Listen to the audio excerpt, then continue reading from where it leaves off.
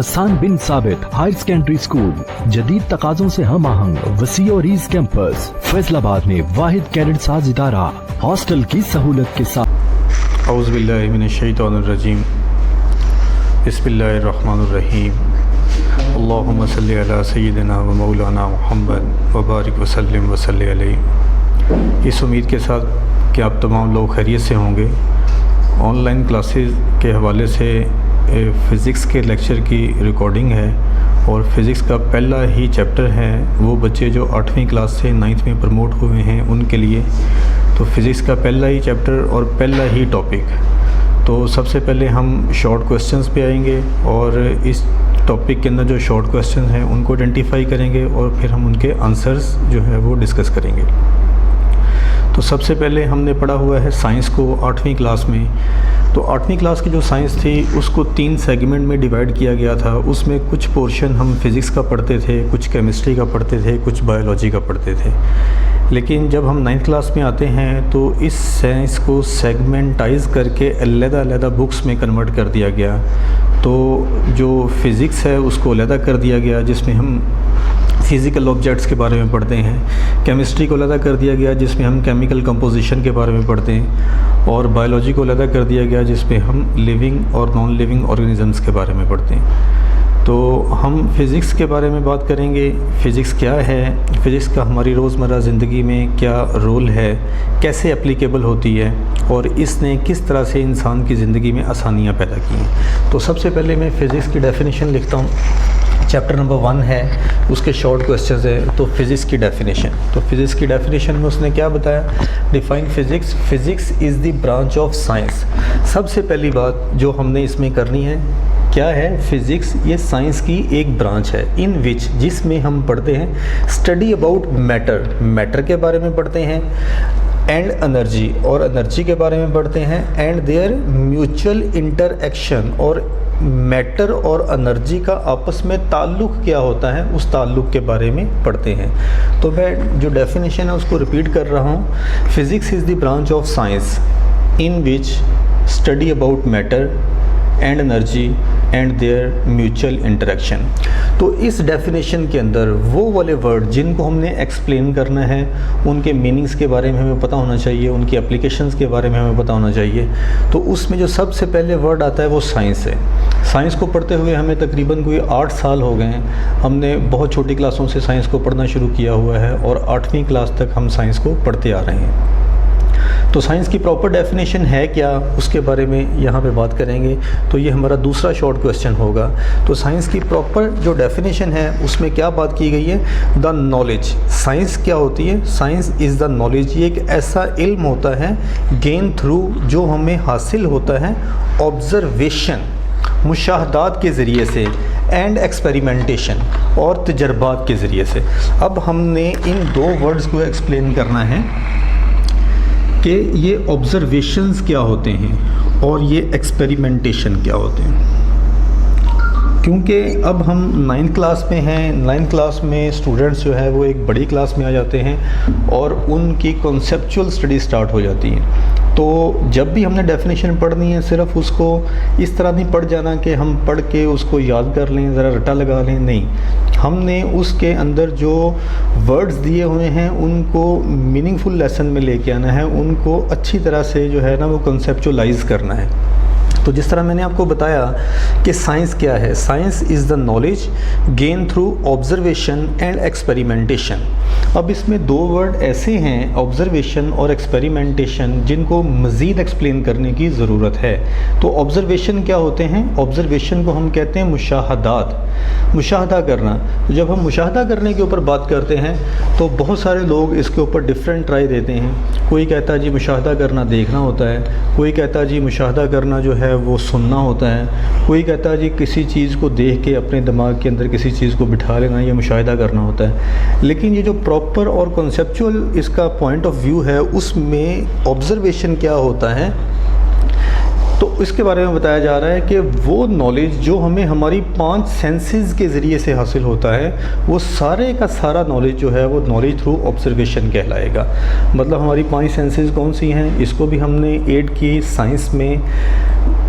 5 human senses के अंदर पड़ा हुआ है। पहली हमारी जो सेंस है, तो ऑब्जर्वेशन क्या होती है, इसमें 5 ह्यूमन सेंसेस आती हैं। पहली सेंस कौन सी होती है, टच। हम किसी चीज़ को टच करते हैं तो हमें नॉलेज मिलता है।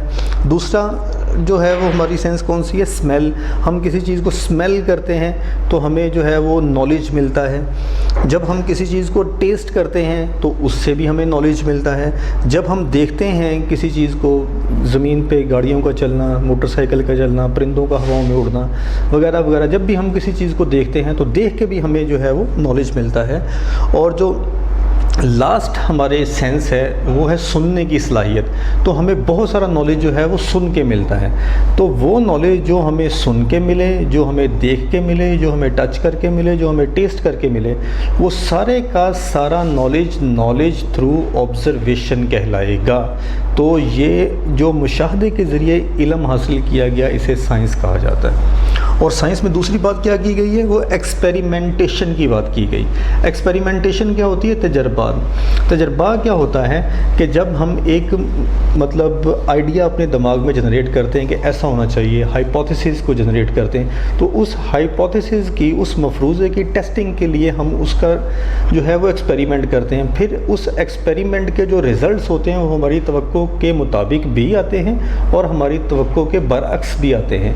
तो एक मफरूज़े को टेस्ट करना एक्सपेरिमेंट कहलाता है। और फिर एक्सपेरिमेंट को बार बार करके उसकी रिपीटेड वैल्यूज़ लेके उनका एवरेज निकाला जाना। तो जब भी हम साइंस के अंदर बात कर रहे होते हैं तो हम ऑब्जर्वेशन को टेस्टिफाई कर रहे होते हैं। तो ये करना जो है वो एक्सपेरिमेंट कहलाएगा। तो दो बातें हो गई यहाँ पे कि साइंस क्या होती है। साइंस एक ऐसा इल्म होता है जो हमें मुशाहदात के ज़रिए से हासिल होता है। मुशाहदा के ज़रिए से जो हासिल किया गया इल्म होता है उसको फिर हम तजर्बात के ज़रिए से टेस्ट करते हैं, फिर हम उनके रिज़ल्ट्स निकालते हैं। वो रिज़ल्ट्स फिर बाद में थ्योरी या कानून की शक्ल में तब्दील होते हैं। तो knowledge gain through observation and experimentation is called science. तो फिज़िक्स की ब्रांच में ये जो वर्ड साइंस है, इसकी मैंने डेफिनेशन लिखी। इसकी डेफिनेशन में भी जो एक्सप्लेन करने वाले वर्ड हैं, ऑब्जर्वेशन एंड एक्सपेरिमेंटेशन, उसके ऊपर बात की गई। ऑब्जर्वेशन क्या होता है, ऐसा इल्म जो हमें 5 सेंसेस से हासिल होता है। और एक्सपेरिमेंट क्या होता है, repeated attempts to testify a hypothesis and get results।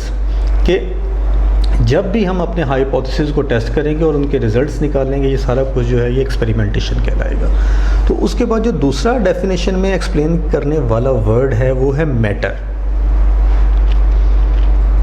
Matter क्या होता है, मैटर को हमने पढ़ा है कि ये मादा होता है। मादा क्या होता है, एनीथिंग, हर वो शय which has mass and occupy space, जो मैस रखती है, जिसके अंदर मादे की कुछ ना कुछ मिकदार मौजूद होती है, जिसके अंदर मैस की मौजूदगी और वो साथ साथ उसके जगह भी घेरती हो, कोई स्पेस ऑक्यूपाई करती हो, तो उसे हम कहते हैं मैटर।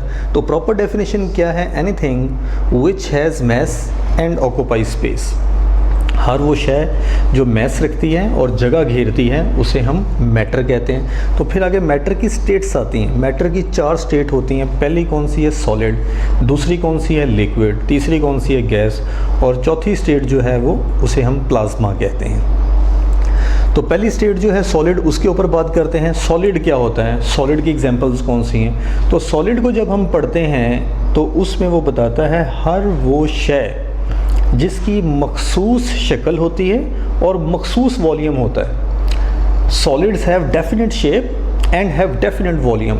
ना उनकी शक्ल तब्दील होती है, ना उनका वॉल्यूम तब्दील होता है। जस्ट लाइक दैट, मेरे हाथ में ये एक डस्टर है तो ये सॉलिड शेप में है, ये फिक्स है। मैं इस पे फोर्स लगा रहा हूँ, इसकी शेप में या साइज़ में तब्दीली पैदा नहीं हो रही। तो सॉलिड्स क्या होते हैं, normally which has definite shape and have definite volume. उनकी मखसूस शक्ल होती है, मखसूस वॉल्यूम होता है। कम अज़ कम इसकी 2-3 एग्जांपल्स आपने पढ़नी है। मेरे इस रूम के अंदर, क्लासरूम के अंदर आप इधर उधर देखेंगे तो हर चीज़ आपको सॉलिड फॉर्म में नज़र आएगी। मेरे हाथ में डस्टर है, वाइट बोर्ड है, फ़ैन है, दीवारें हैं, डेस्क है, ये सारी चीज़ें जो है ये सॉलिड हैं। तो सॉलिड क्या होता है, have definite shape and have definite volume. दूसरा क्या है, लिक्विड। लिक्विड की डेफिनेशन जो है वो सॉलिड से थोड़ी सी डिफरेंट है। लिक्विड्स क्या होते हैं, हैव नॉट डेफिनेट शेप, उनकी कोई शक्ल नहीं होती, बट हैव डेफिनेट वॉल्यूम, लेकिन उनका मखसूस वॉल्यूम होता है। आपके पास पानी हो, आप पानी को बोतल में डालें या जग में डालें या किसी बाउल में डालें तो जिस बर्तन में डालेंगे उस बर्तन की शक्ल इख्तियार करेगा, लेकिन उसका वॉल्यूम जो है वो 1 लीटर का 1 लीटर ही रहेगा। बर्तन के तब्दील करने से पानी का वॉल्यूम तब्दील नहीं होगा, तो इसे हम लिक्विड कहेंगे। तो लिक्विड्स क्या होते हैं? हैव नॉट डेफिनेट शेप, जिसकी शक्ल तो नहीं होती बट हैव डेफिनेट वॉल्यूम, लेकिन उसका वॉल्यूम जो है वो डेफिनेट होता है। तीसरी जो मैटर की एग्जांपल है, वो मैटर की स्टेट है, वो गैसेस है। तो गैसेस क्या होते हैं? Have not definite shape and not have definite volume.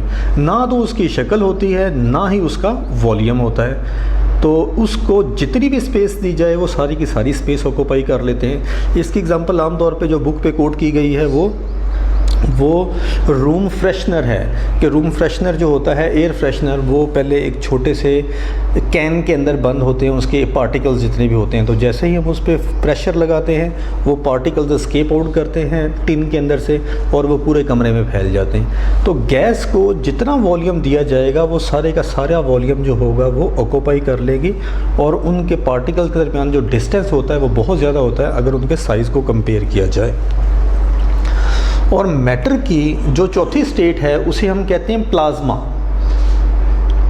Plasma क्या होता है? प्लाज्मा जो है ये गैसेस का हाई टेम्परेचर होता है। मतलब ये हमारे पास रूम है, रूम में ऑक्सीजन गैस है, ऑक्सीजन का गैस रूम टेम्परेचर के बराबर है। रूम टेम्परेचर इस वक्त 28 है, तो ऑक्सीजन का टेम्परेचर भी 28 होगा। हम इस ऑक्सीजन को गर्म करते हैं तो उसका टेम्परेचर 280 हो जाएगा। तो 280 इज़ नॉट एनफ टेम्परेचर। मैं और गर्म करता हूँ तो उसका 2800 हो जाएगा, और गर्म करता हूँ तो 28000 हो जाएगा। तो जैसे जैसे इसको गर्म करते जाएंगे एक वक्त आएगा इसके पार्टिकल्स टूट के लैदा होकर आयंस में तब्दील हो जाएंगे, और उस आयनाइजेशन स्टेट को हम जो है वो प्लाज्मा स्टेट कहेंगे। तो हम सिंपल लफ्ज़ों में ये कह सकते हैं immense high temperature of gases, कि गैसेस का टेम्परेचर जब बहुत ज़्यादा हो जाएगा तो फिर हम कहेंगे कि ये प्लाज्मा की स्टेट इख्तियार कर गई हैं। सूरज जो है वो सारे का सारा प्लाज्मा शक्ल में है। सूरज में हाइड्रोजन गैस है, और जो हाइड्रोजन गैस है उसमें सूरज के सेंटर के अंदर उसका टेम्परेचर 20 मिलियन केल्विन है, मतलब 2 करोड़ डिग्री सेल्सियस है। तो इस टेम्परेचर के अंदर वो जो हाइड्रोजन गैस है वो आयंस में तब्दील हो गई, और वो आयनिक स्टेट ऑफ मैटर जो होगी वो प्लाज्मा कहलाएगी। इतना ही आज के लिए। ये 3 शॉर्ट क्वेश्चन जो फिज़िक्स के पहले लेक्चर में ये आप लोगों ने पढ़ने हैं, याद करने। मैंने इनके कॉन्सेप्चुअल पॉइंट्स सारे आपको बता दिए। अगर इस पे आपको कोई क्वेश्चन हो या आपने कोई बात पूछनी हो तो मुझे मेरे पर्सनल नंबर पे व्हाट्सएप पे पूछ सकते हैं, मैं इंशाल्लाह आपको फ़ौरन रिप्लाई करूँगा। तो पहला शॉर्ट क्वेश्चन फिज़िक्स है, दूसरा साइंस है, और तीसरा मैटर है। बाकी हम इसे अगले लेक्चर में डिस्कस करेंगे। अल्लाह हाफ़िज़।